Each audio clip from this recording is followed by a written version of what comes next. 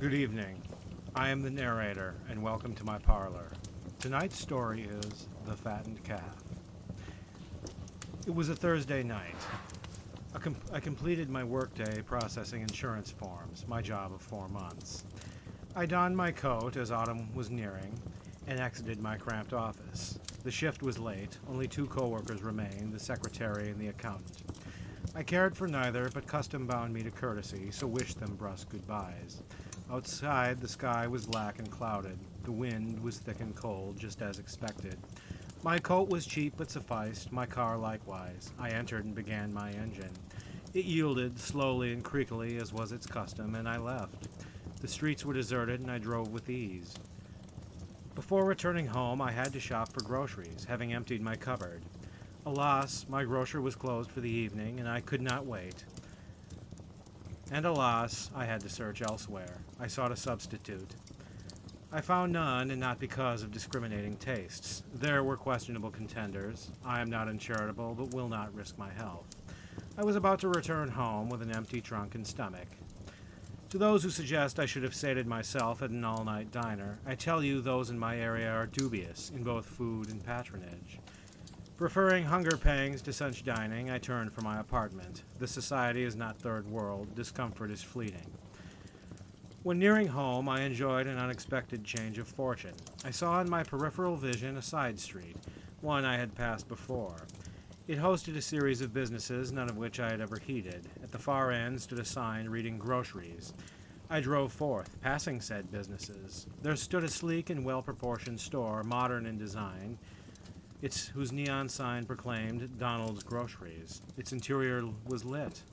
Cars stood in the lot. I hurried to park. My city and social circle were both estimable. I was surprised the place existed without my knowing. Had it recently opened, or was it simply unsuccessful? It was well maintained. The latter was unlikely. Its sign said it was open nightly from 10 p.m. to 6 a.m. This was peculiar, though made sense. There were clients for such hours, and, at least this night, I was among them. Its air condition greeted me warmly, a respite from the chill outside. Fluorescent lights glowed, nature scenes adorned the walls. Employees, mannered and in blue uniforms, walked aisles and tended registers. Customers were few, but well served. I thought it too chain-like, lacking the neighborhood grocer's mirth.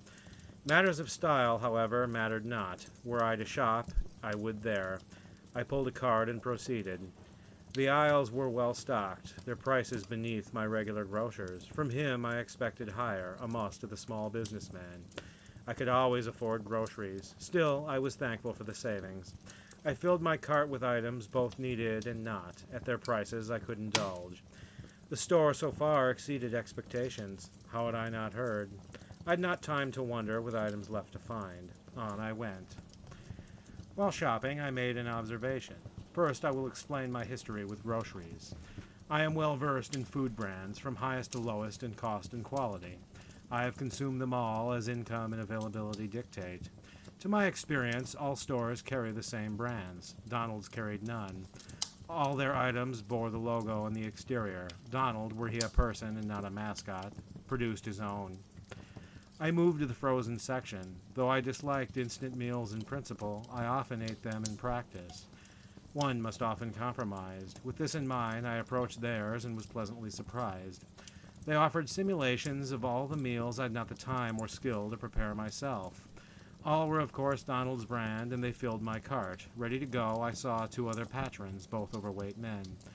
We entered the nearest checkout aisle, where a smiling employee greeted us. The last in line, I pulled my credit card. I did not mind being last. They had arrived first, and I was in no hurry. They made their exchange, left, and I proceeded. I then saw the third peculiarity. Though the cashier was nominally female, her name tag read Margaret, her shoulders were unusually large, and her teeth. When she lifted her arms, her sleeves slid up, revealing thick tufts of hair beneath her armpits. "Just this today?" she croaked, bellicose. I emptied my cart. She begged efficiently. My card was approved. I turned to leave when she croaked again. "Do you want to join our membership club? We offer deals and discounts. It's free and takes only a few minutes." She beckoned to the others, who had lingered for idle conversation. "They're members," she explained. I did not intend to return, but I am polite. She presented the form and asked only my name, which I wrote. "Thank you," she said, and tucked it beneath the counter. I bid farewell and left. In the lot, I emptied my cart and left it in the designated section, then departed. I was soon home, my pantry and refrigerator filled. I reached in the latter and found at random a Donald's dinner. Expecting the worst, I followed the simple instructions. Soon I was on my couch, meal on lap. I held the fork to my mouth and bit. To my surprise, I could not believe its source. It contrasted sharply with the sitcom rerun on my television. Its smell, taste, texture positively entranced. I entered a feeding frenzy, bite after bite. Each seemed to extend into eternity, a culinary voyage.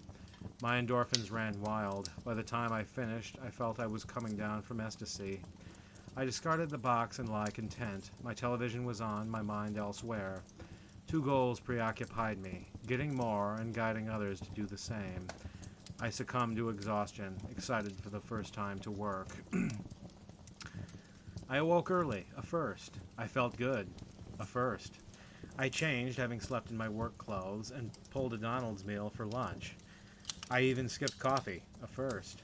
I decided to walk, which I usually only did as needed. In my bright mood, I wondered why, as my office was so close. The air greeted me warmly. The day would be good, and lunch would be its highlight. My walk was quick and easy, and my mood surprised my coworkers. I greeted them as I passed their offices, a first.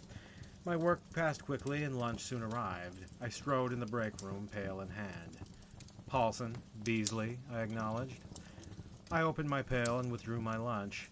After microwaving it, I scarfed it before them. They stared wide-eyed at my face in grunts, precisely as intended. "You seem enraptured," Paulson stated, adding, "I've never seen you so animated." Beasley nodded.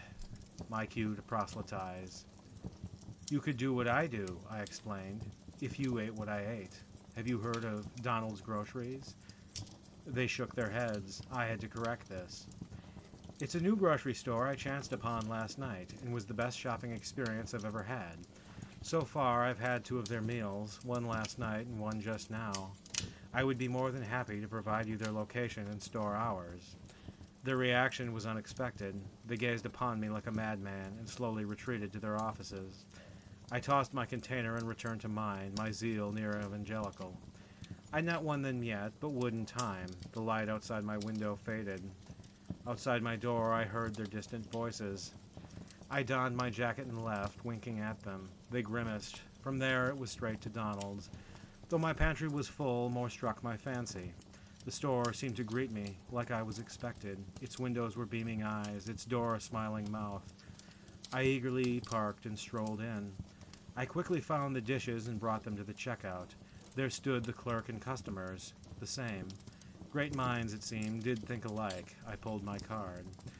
"Donald's Club members are required to pay exclusively with Donald's dollars," the employee explained. "We accept regular currency in the first transaction." I apologized for not explaining before. "How can I obtain them?" I asked. She pointed to the men who held pink dollars bearing the store logo. She pulled a stack from beneath the counter. I graciously accepted. "It is simple. The dollars equal official currency, but redeemable only here."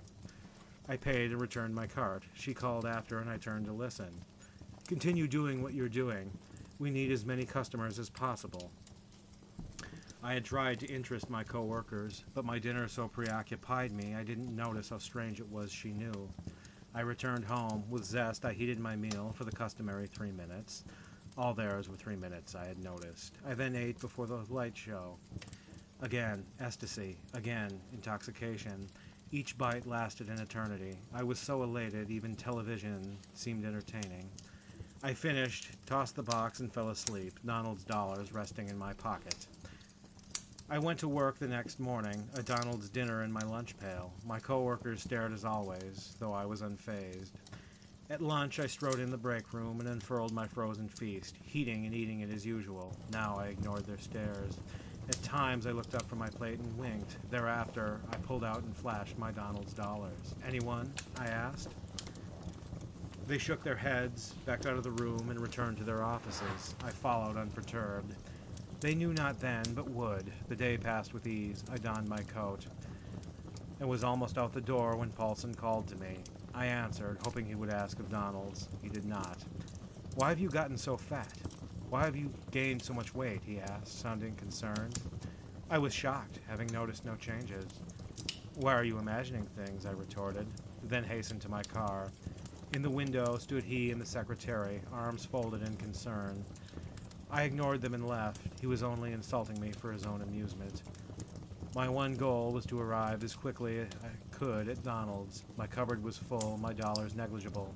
Still, I felt compelled. It had become my haven.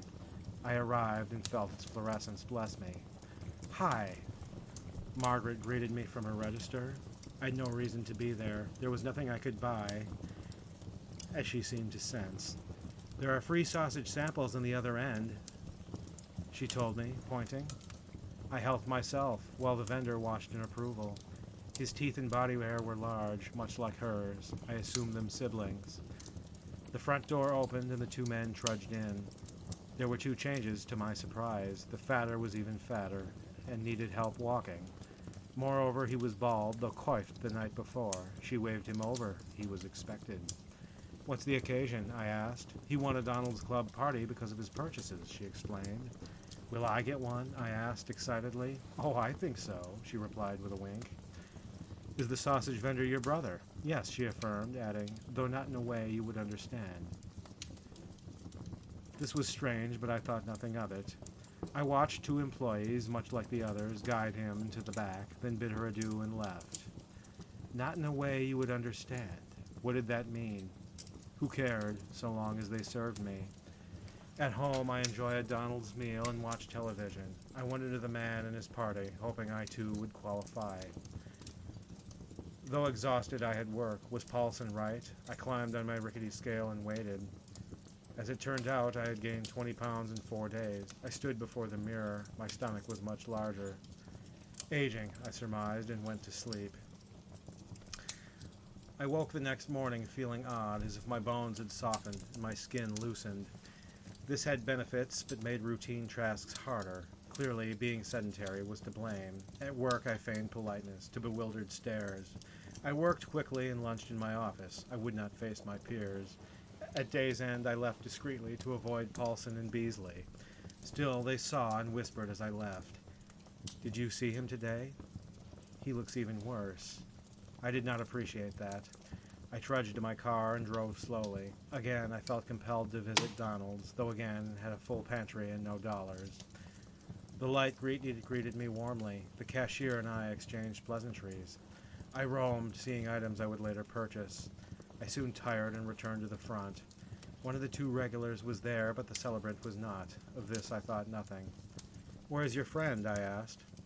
"That's what I'm trying to figure out," he replied with concern. "He'll turn up," I joked and patted his back. The cashier and co-workers watched me leave from the front window. They seemed to study me. One even pointed as I boarded my car. I noticed the two employees closely resembled the cashier and vendor. This was the place's mirth, a family business who knew their customers by name. I loaded my car with increased difficulty. Back home, I dined before the TV as always. It was great as always, but I had grown immured. I dozed off to the drone of infomercials. The next day passed as predicted. My co-workers whispered to each other, insisting my weight gain was obscene. At home, I stood before my mirror. It was. Time moved slowly. My lot worsened. I gained weight and lost hair in equal measure. I grew increasingly detached from both work and co-workers. My bones softened and motor skills decayed. In time, I had to work from home. I grew so bloated I could no longer walk. Luckily, my landlord lent me a mobility scooter a previous tenant had left behind. I was a recluse, alone in my apartment with my dwindling supply of meals. The secretary arrived each morning to drop off my work and returned each night to collect. This was my only social interaction. One night I rolled to my fridge and found it empty, then to my cupboard and found it likewise. My weight had so obsessed me I had not noticed. This was no issue. I worked and could afford to shop. Moreover, it gave me a reason to return to Donald's. I had not been in a week and missed it greatly. My sole issue was transportation. My car could not fit my scooter. I would simply ride there. It was only autumn, the weather agreeable. With great effort, I navigated my apartment and the hall. My landlord had installed a flat ramp. I quickly found it and descended. I reached the first floor, rolled out, and saw my Dharmat car. It felt strange, departing without, but I would return in time. As I rolled along the sidewalk, pedestrians recoiled like my coworkers. Never mind them, I thought. How could their opinions bother me when my sanctuary was nigh? Soon the gleaming sign appeared and I increased my speed. I pictured the cashier and vendors missing me at their posts. The door opened and they hailed me. I joked of my absence. I was about to replace the items I had consumed when something unexpected happened. The cashier, the vendor, and two others assembled by the counter. There they watched and spoke. Of what, I wondered. One called me by name. How he knew this, I was unaware, simply assuming he had seen my Donald's Club membership card. I called back. Margaret has news for you, he said.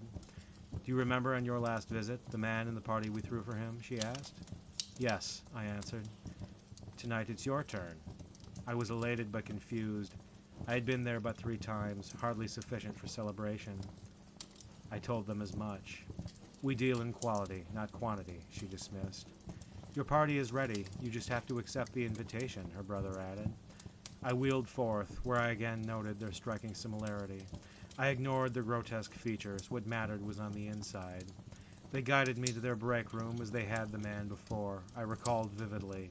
At the door, they paused. Wait here. We have a few last-minute preparations, the sausage vendor instructed. Such as, I joked. Don't worry. We have to tell Donald you've arrived. He's very excited to meet you, the cashier explained. I was excited to meet him, to discuss his business model and culinary secrets. They entered while I awaited their return. I need not wait for long. The cashier opened and held the door, and I entered, flanked by her co-workers. What I saw next was not a party with ribbons and banners, but a nightmare. The walls, floor, and ceiling were black, the only light issuing from torches on said walls. Smoke filled the room. In the center stood a wooden stake suspended over a fire pit. Behind the percolating flames was a throne, on it a massive black form. It rose and loomed tall, a larger version of the employees I realized were its servitors. In the corner was a mobility scooter. On the wall hung a rack, on which dangled a skeleton. Beneath lay the fat man's clothes. I shivered, hoping this was a practical joke. The creatures advanced. It wasn't. Is he ready? The large one asked. He is, the cashier asserted. My heart raced. I trembled, caked in sweat. I steered backward to escape, but failed. They were bestial, eyes glowing, teeth serrated fangs. The cashier lurched forth, an apple in her palm. Is that Donald? I asked, pointing to the figure. That's Donald, she affirmed, then shoved the apple in my mouth.